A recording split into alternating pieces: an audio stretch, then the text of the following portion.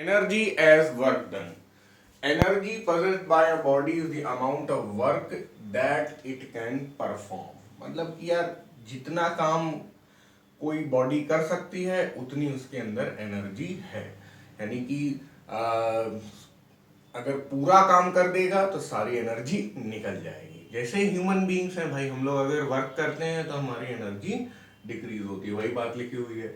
When a body does work it's energy decreases. ठीक है, decreases को मैं ऐसे बना दे रहा हूं। When work is done on a body it's energy increases. ठीक है, ऐसा ये जो दो बातें लिखी हुई हैं ये थर्मोडायनेमिक्स में, हीट में भी आपको बहुत ज्यादा देखने को मिलेंगी, बट क्लास 11th में। एनर्जी कैसी है? एक स्केलर क्वांटिटी है, और energy is the capacity of a body to do work. तो वही बात यहां पे मैंने लिखी है, तो यही एनर्जी की definition. What is energy? Energy is capacity of doing work. ठीक है, नो वर्क डन, नो या नो ट्रांसफर ऑफ एनर्जी। हम लोगों ने पढ़ा ही था कि अगर फोर्स और डिस्प्लेसमेंट डायरेक्शन आपस में परपेंडिकुलर हो या नॉर्मल हो तो no work is done. No work is done यानी नो ट्रांसफर ऑफ एनर्जी। जैसे अब एक एक जो हम लोग ने वर्क में पढ़ा था, हम लोग ने ऐसा पढ़ा था कि अपना जो पुली है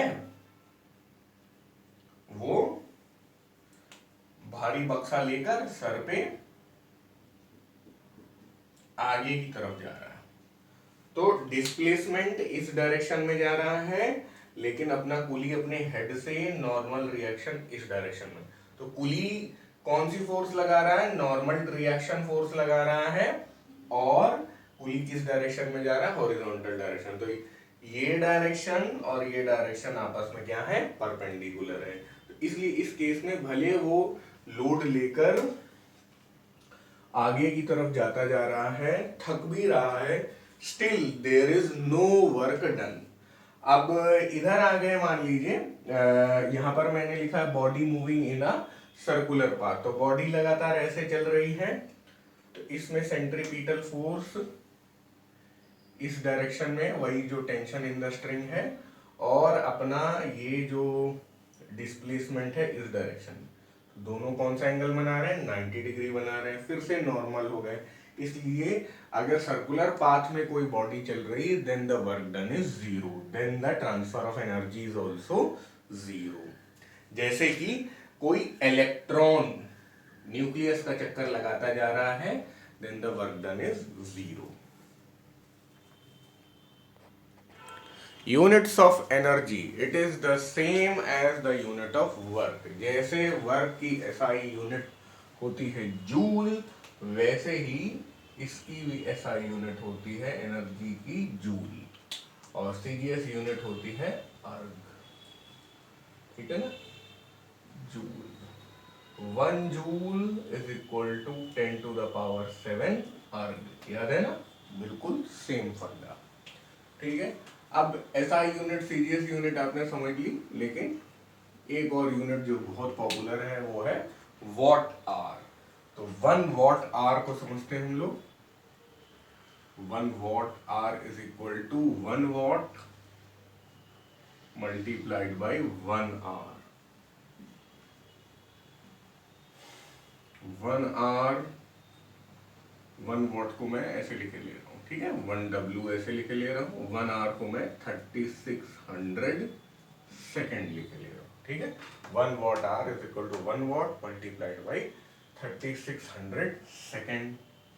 तो इसको 3600 वॉट सेकेंड लिख दो। वॉट सेकेंड क्या होता है? जूल होता है, बस। तो चाहे ऐसे लिख दो, और चाहे 3.6 इंटू 10 टू द पावर 3 लिख दो। ठीक है, सही है ना? अब उसी तरह आप लोग मुझे जरा किलोवाट आवर का करके दिखाइए। कर लेंगे ना? बिल्कुल वैसा ही है। 1 किलोवाट को आप 1000 वॉट लिख लीजिए, 1 आवर को 3600 सेकेंड लिख लीजिए, 36 उसके बाद 1 2 3 और 0 वॉट सेकेंड। ठीक है ना। अब आप इसको वॉट सेकंड को आप जूल कर लेंगे, इधर से ही थोड़ा काम कर लेते हैं। देख लीजिए इसके बाद 0.0 कर सकते हैं हम लोग, 1 2 3 4 5 6 डिजिट कुदाया इसको, तो इसी को हम लोग बोल देते हैं 3.6 इंटू 10⁶ जूल। ठीक है। अच्छा, कुछ लोग इसको 3.6 किलो जूल भी लिख लेते हैं, आपकी बुक ऐसा कर रही है, कोई फर्क नहीं पड़ता। ठीक है। और उसी तरह इसको कोई 3.6 मेगा जूल भी कर सकता है। ठीक है। लेकिन एग्जाम में आपको जो डेरिवेशन आएगा वो ये आएगा, convert kilowatt hour into joule. तो उसको आप लोग इस तरह कर लेंगे। अब देखो, वॉट और किलोवाट किसकी यूनिट होती है? पावर की। ठीक है। और वॉट आवर और किलोवाट आवर किसकी यूनिट होती है? एनर्जी की। देखो याद करो, हम लोगों ने क्या सीखा था, ये जगह बना लेते हैं। Power is equal to work upon time या एनर्जी अपॉन टाइम। ठीक है। तो एनर्जी क्या हो जाएगी? Power multiplied by time, E is equal to PT लिख सकते हैं ना। Energy is equal to power multiplied by time. तो पावर में W में टाइम यानी R मल्टीप्लाई कर दिया। इसीलिए watt second, watt hour, kilowatt hour, watt minute, ये सब एनर्जी की यूनिट होती है। आप even what day, what year ऐसे भी कर सकते हैं। ठीक है। तो सारी चीजें आपको समझ में आ ही गई। अब और भी कुछ यूनिट्स हैं जो कम सुनी हुई हैं, उन्हें भी कर लें। हीट एनर्जी की एक यूनिट होती है कैलोरी।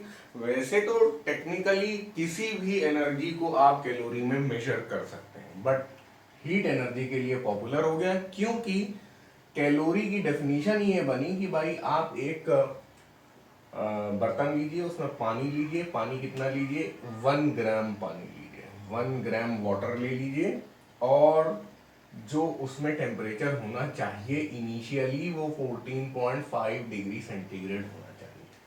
अब उसे आप गर्म करिए, आग लगा दीजिए नीचे, और उसका फाइनल टेम्परेचर कर दीजिए 15.5 डिग्री सेंटीग्रेड, और इवेपोरेट नहीं होगा वो तब भी 1 ग्राम ही रहेगा, याद रखिएगा।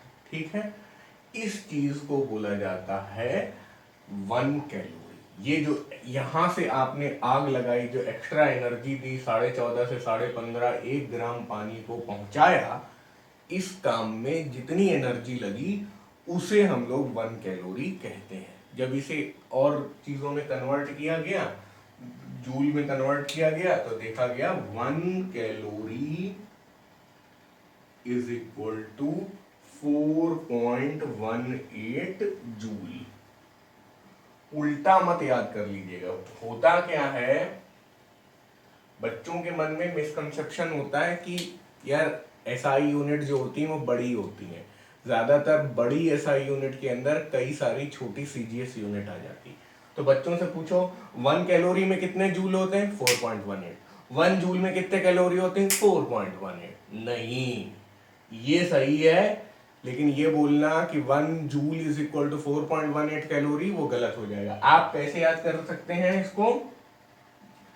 कैलोरी बड़ी होती है, कैलोरी बड़ी होती है। ठीक है, ऐसे याद कर सकते हैं, तो उससे आपको कंफ्यूजन नहीं होगा। तो आप अगर उल्टा करते हैं, तो चलो मान लो 1 जूल की बात करते हैं, 1 जूल इज इक्वल टू 4.18 नीचे आ जाएगा, 4.18 कैलोरी, ऐसे कर सकते हैं। तो 1 जूल इज इक्वल टू हम लोग लिखेंगे 0.24 कैलोरी। ठीक है, इसी चीज को थोड़ा कायदे से लिख देते हैं। 1 joule is equal to 0.24 calorie. ठीक है, तो ये बक्सा याद कर लीजिए, उल्टा भी याद कर लीजिए। क्यों आप ये कैलकुलेट करेंगे, वहां पे टाइम लगेगा आपको, है ना। अच्छा, अब एक और बात किलो कैलोरी की।